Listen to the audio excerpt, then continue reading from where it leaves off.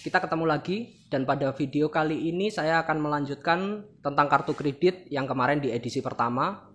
Dan pada edisi kedua ini saya akan mengupas spesifik tentang bagaimana simulasinya ketika kita menghadapi gagal bayar dan bagaimana ketika kita menghadapi penagihan. Ketika kita sebagai debitur yang dalam hal ini gagal bayar, tentunya kita akan mengalami permasalahan seputar ditagih dan kewajiban membayar. Pada edisi pertama saya menjelaskan tentang landasan hukum kartu kredit. Saya jelaskan di sana bahwa kartu kredit murni perdata. Ingat ya, murni perdata. Ketika berbicara perdata, di sini erat kaitannya dengan proses pinjam meminjam. Debitur di sini bertindak sebagai peminjam dan bank sebagai pemberi pinjaman. Saya akan mensimulasikan ketika saya menjadi debitur yang dalam hal ini gagal bayar. Ketika saya menjadi debitur dan saya mengalami gagal bayar, ada beberapa hal yang akan muncul dalam kehidupan saya. Yang pertama tentunya saya akan mengalami yang namanya proses ditagih, itu pasti. Dan yang kedua, proses penagihan tersebut pasti akan ngebuat situasi kehidupan saya menjadi tertekan. Dalam tekanan penagihan dan dalam tekanan kewajiban. Hakikatnya, ketika kita berhutang, kita harus membayar. Tapi ingat, ini perdata. Saya akan lanjutkan. Dan ketika saya dalam kondisi sebagai debitur yang ada dalam tekanan kewajiban membayar kartu kredit, saya akan mengalami situasi di mana saya memaksakan mencari anggaran, entah dari mana caranya untuk memenuhi kewajiban membayar kartu kredit. Logika sederhana saja. Apakah akan ideal ketika kita mencari pinjaman di luar untuk menyelesaikan pinjaman kartu kredit? Sangat tidak masuk akal. Dan keputusan saya pada waktu itu ketika saya sebagai debiturnya, saya pasti akan memutuskan saya tidak akan membayar. Saya ulangi, ketika situasi tersebut muncul dan pilihannya saya harus mencari pinjaman di tempat lain untuk menyelesaikan permasalahan kartu kredit saya akan memutuskan saya tidak akan membayar. Kenapa saya putuskan harus tidak membayar? Karena permasalahan kartu kredit di awal tadi saya sebutkan dan di edisi yang pertama juga saya sebutkan bahwa ini perdata, hutang piutang. Ketika saya sudah mengajukan permohonan restruktur, permohonan untuk penjadwalan pembayaran ulang, keringanan dan lainnya, dan tentunya juga saya sudah berusaha memaksimalkan bisnis saya untuk mendapatkan profit yang lebih dengan harapan profit tersebut bisa untuk saya bayarkan di kewajiban saya dalam kartu kredit.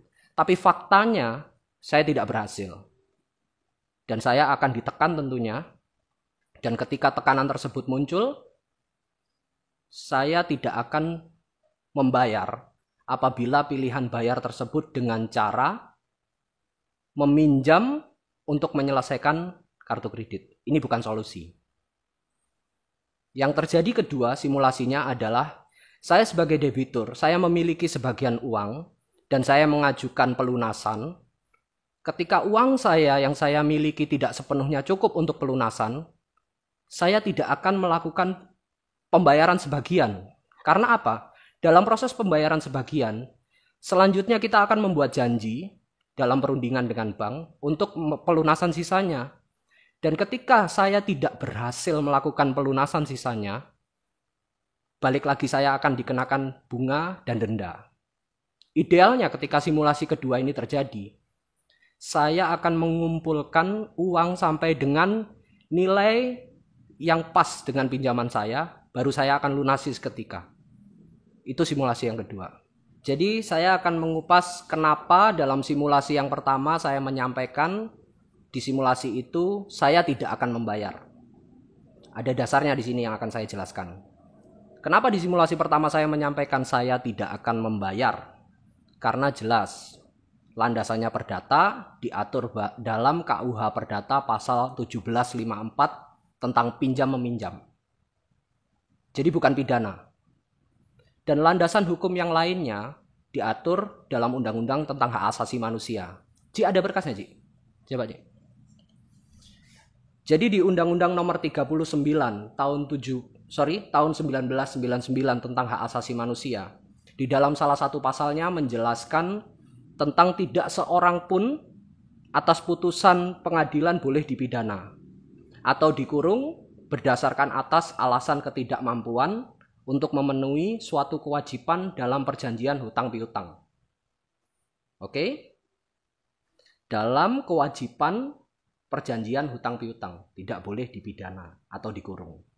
Jadi dengan dasar tersebut, ketika di simulasi pertama tadi saya menyampaikan, saya tidak akan membayar apabila pilihannya saya harus mencari pinjaman di tempat lain untuk menutup kartu kredit. Ini bukan solusi yang ideal. Maka di situ saya sampaikan saya tidak akan membayar. Dan ketika saya tidak membayar, tentunya saya akan mengalami yang namanya ditagih. Otomatis dong. Berbicara ditagih, ada banyak hal yang akan terjadi di lapangan. Tapi pedoman sudah dijelaskan melalui surat edaran Bank Indonesia tentang etika bagaimana caranya menagih. Saya akan jelaskan sedikit tentang etika penagihan. Ada berkasnya, Cik. Oke. Jadi di surat edaran Bank Indonesia nomor 14/17 tahun 2012, di sini dijelaskan tentang etika penagihan. Yang salah satunya dilarang dilakukan dengan menggunakan ancaman, kekerasan, dan atau tindakan yang bersifat mempermalukan pemegang kartu kredit. Biasa di lapangan akan muncul hal-hal yang sifatnya tindakan mempermalukan.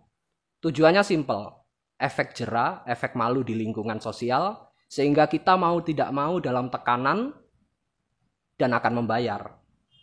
Dalam kondisi seperti ini, debitur harus dalam kondisi berpikiran jernih. Logika sederhana yang saya pakai di simulasi pertama tadi bisa diterapkan.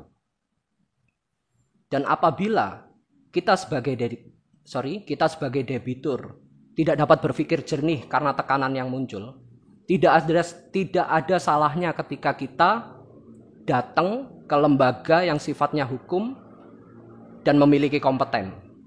Di sana akan ada proses advokasi, pendampingan, dan lainnya.